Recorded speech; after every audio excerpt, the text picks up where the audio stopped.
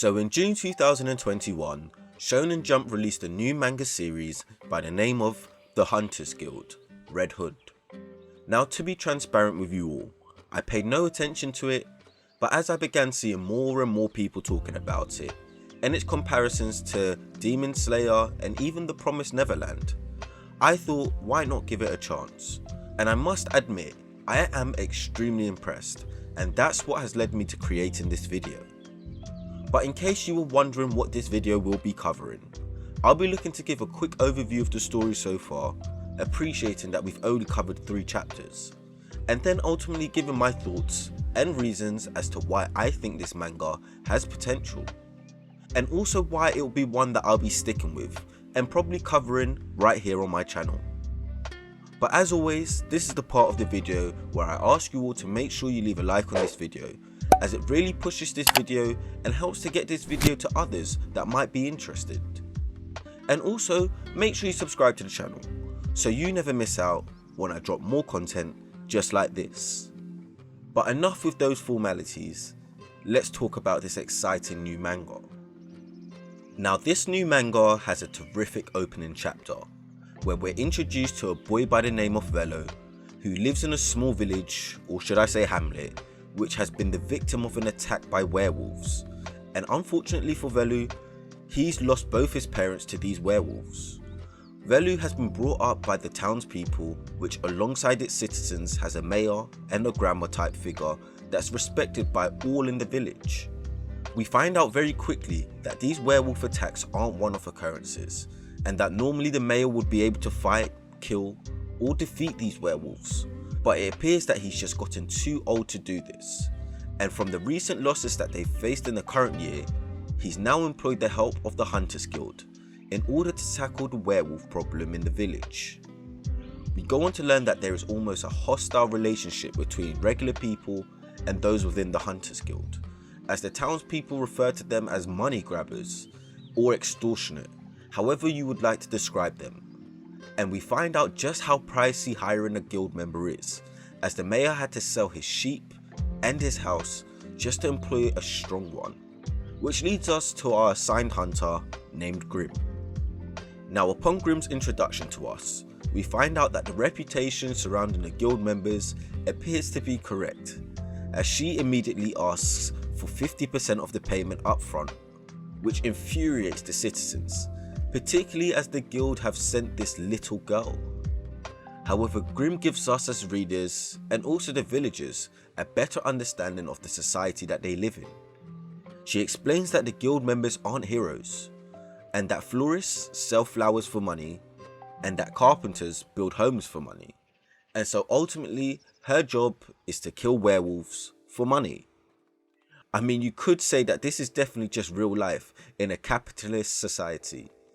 Velo, however, continues to remain unimpressed, but the mayor does tell Velo to take Grim to the hut in the mountains, and on their journey there, they hear a scream, and they find the mayor's axe on the ground, which was quite strange to me. And to be fair, we see Grim pull out this really cool tool, which is a tool 616 from the Hunter's Tools, which basically has a dog's nose on the end and can sniff blood and tell you all the things about what has happened. It kind of acts like a muzzle, and it identifies that this blood was werewolf's blood, and that this werewolf will most definitely be tough. Velo and Grim proceed to go into the hut, and there's no one there. But then the granny of the town all of a sudden appears from the closet. And at this point, I'm not going to lie, I had 2 thoughts. It was either the mayor who was the werewolf, or it was the granny. But the granny puts on a terrific act, until she mentions that the mayor was the werewolf, and that the mayor went through the window. And we actually get the first real feat for Velo here, as he questions the granny on whether this was the window that was used, as the window still had cobwebs around it. But secondly, it was far too small for the mayor to actually fit through. And it's at this point that Granny realizes that she's been caught, as she transforms into a werewolf. And I mean, this isn't the only transformation we get, because Grim also transforms here from a little girl to a fully grown woman. And I mean, this was even more shocking to me, because I just thought that Grim was going to be this overpowered small girl, when in fact she's actually not a little girl, but clearly hiding who and what she could do in order to be underestimated.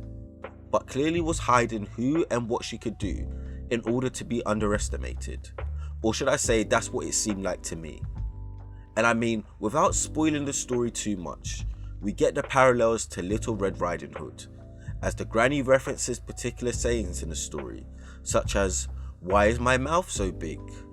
or "The better to eat you with."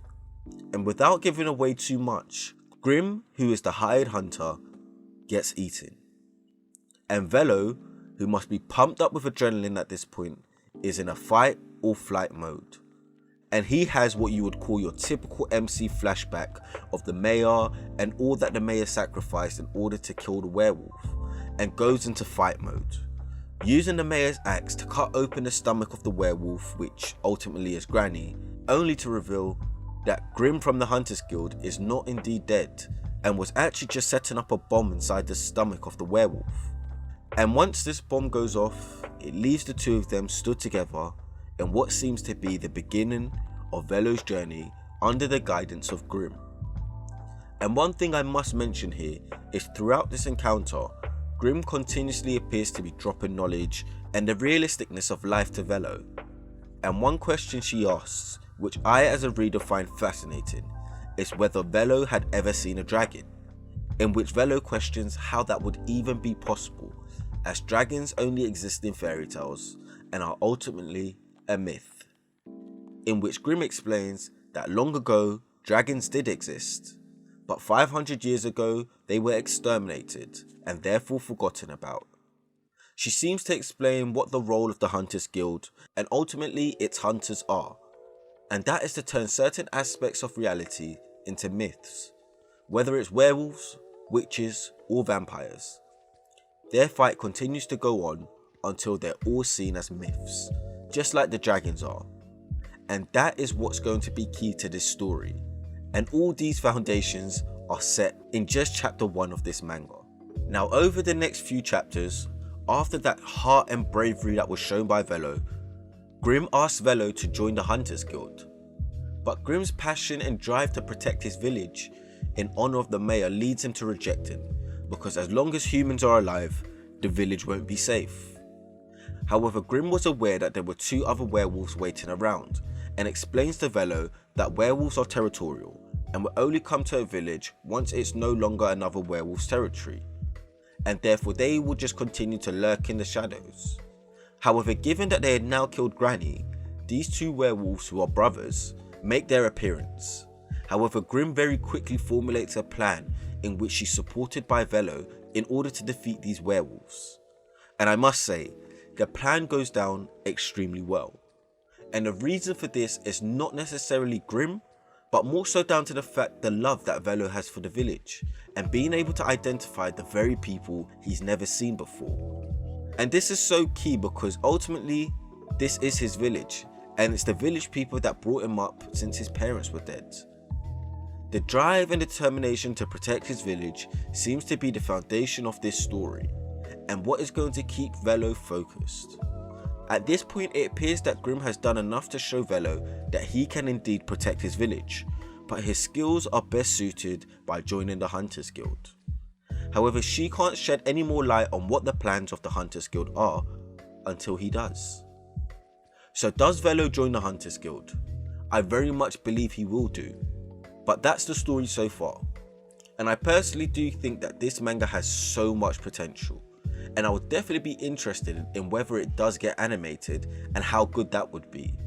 I can see the comparisons to Demon Slayer, and I wouldn't be shocked if Velo somehow has to pass a test in order to actually be accepted into the Hunters Guild, similar to what we've seen in other mangas such as Demon Slayer, and even Gon's journey in Hunter x Hunter. I know there is so much more to come from this manga, and at this point we know nothing. But I wouldn't be surprised if our protagonist in Velo finds even more motivation in his journey, and even more challenges, which is definitely hinted, such as the witches or the vampires. We've been told that dragons have been wiped out for over 500 years. How big is the Red Hood universe? And could there be 1 or maybe 2 dragons remaining? I personally am fascinated by the endless possibilities not only in this new manga, but the multiple directions in which it can go. I look forward to seeing Velo joining the Hunters Guild and what other mythical beasts that there could be out there. But let me know what you all think. Do you think Red Hood could be the next big thing within Shonen Jump? And have you been impressed so far?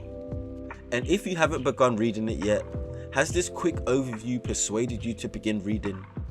Let me know down in the comments. And as always, if you like anything I've had to say, don't forget to leave a like on the video. And if you enjoy content like this, or anime in general, subscribe to the channel so you never miss out when I drop more content just like this. Save.